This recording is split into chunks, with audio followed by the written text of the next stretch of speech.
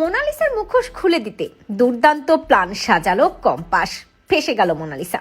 Compass ধারাবাহিকে দেখা যায় কম্পাস মাঝরাতে বাড়ির বাইরে বেরিয়ে যায় এবং বাইরে থেকে একটা বড় কফিন বাড়ির মধ্যে নিয়ে আসে প্রাচীর টপকে।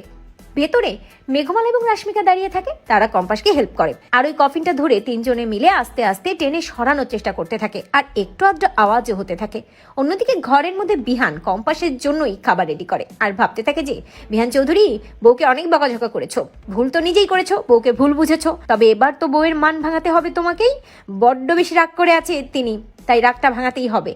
হঠাৎ আওয়াজ শুনে বিহান জানালার দিকে এগিয়ে যায় আর জানালাটা খুলে বিহান দেখার চেষ্টা করে যে বাইরে কি হচ্ছে, কিন্তু বিহান কিছুই দেখতে পায় না। ততক্ষণে ওই কফিনটা নিয়ে ভেতরে চলে যায় কম্পাস। তবে এই কফিনের মধ্যে কি আছে বেশ ভয় পেয়ে যায় মেঘমালা আর রাশ্মিকা। চিৎকার করে বলতে থাকে, ছোট বৌদি এর মধ্যে কোনো বডি নেই তো? কিন্তু কম্পাস ঢাকনাটা খোলে আর ওর মধ্যে একটা কঙ্কাল থাকে, যেটা দেখে দুজনেই ভয় পেয়ে যায়। কিন্তু কম্পাস বলে যে আরে ভয় পেও না, এটা তোমাদের জন্য না, এটা মোনা ম্যাডামের জন্য।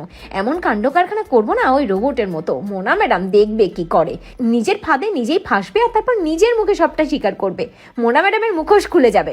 এই বলে কম্পাস ওই কঙ্কালটাতে বিভিন্ন রকম ডিভাইস সেট করে যাতে কঙ্কালটা একা একাই হাঁটা চলা করতে পারে। আর রীতিমতো কম্পাসের কেরামতিতে ওই কঙ্কালটা হাঁটতে থাকে, চলতে থাকে, কিছু বলতেও থাকে। অন্যদিকে দেখা যায় যে ঋতুজা অখিলেশকে বলে, অখিলেশ তুমি কি এখনো বুঝতে পারছো না মুক্তি ইচ্ছাকৃতভাবে তোমার জীবনটা শেষ করছে, আমাদের পরিবারটা শেষ করছে। অখিলেশ তুমি মনে করেছিলে যে মুক্তি হয়তো তোমাকে ভালোবাসে, কিন্তু এটা মিথ্যে অখিলেশ। যদি সত্যিই তোমাকে ভালোবাসতো তাহলে এভাবে বিহানের জীবন শেষ করতে পারতো না, তোমার পরিবারকে ধ্বংস করতে পারতো না। তুমি কি এখনো কিছু বলবে না, এখনো কোনো স্টেপ নেবে না?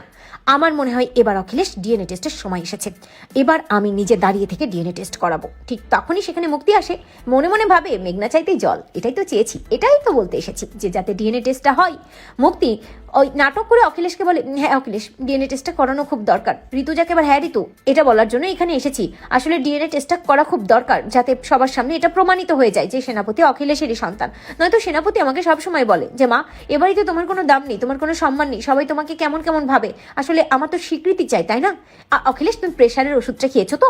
এই বলে অখিলেশের সাথে ঢং চং করতে থাকে ওই মুক্তি। অখিলেশকে প্রেশারের ওষুধ খাইয়ে অখিলেশের টেক কেয়ার করার নাম করতে থাকে মুক্তি।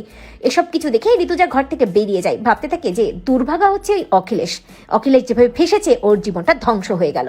তবে মুক্তি অখিলেশের গায়ে ঘেঁষাঘেঁষি করে বলতে থাকে, অখিলেশ তুমি যদি আমার কথা মতো সব কাজ করো তাহলে কিন্তু তুমি জিতবে, আর যদি না করো তাহলে ফাঁসবে, কারণ ডিকে কিন্তু তোমাকে ছাড়বে না। তুমি ডিকের থেকে অনেক টাকা নিয়েছো আর তারপর নিজের পরিবার করে হেদিয়ে মরছো। ডিকের কোনো প্ল্যানে তো তুমি কোনো কিছু করছোই না, বরং নিজের পরিবার করে যাচ্ছ। এই যে তোমার হঠাৎ করে পরিবার প্রীতি হয়ে উঠলো না, এর জন্য কিন্তু ডিকে একেবারেই ভালো চোখে দেখছে না। ডিকে কিন্তু যে কোনো সময় যে কোনো স্টেপ নিতে পারে, তখন কিন্তু তুমি ফাঁসবে অখিলেশ। এই বলে মুক্তি অখিলেশকে ভয় দেখিয়ে ওখান থেকে চলে যায় আর অখিলেশ বেশ ভয় পেয়ে থাকে। অন্যদিকে দেখা যায় কঙ্কালটাই আচ্ছা মতো সেট আপ চলছে কম্পাসের। ঠিক তখনই দরজায় এসে নক করে বিহান। তবে বিহান যে দরজায় নক করছে বুঝতে পেরে কঙ্কালটাকে একটু সরিয়ে রাখে, কিন্তু কঙ্কালটা একা একাই কিন্তু হাঁটা চলা করতে থাকে। বিহান ভেতরে আসে আর বিহান খাবারের থালা নিয়ে আসে। মেঘমালা রাশ্মিকা মজা করে বলে, আরে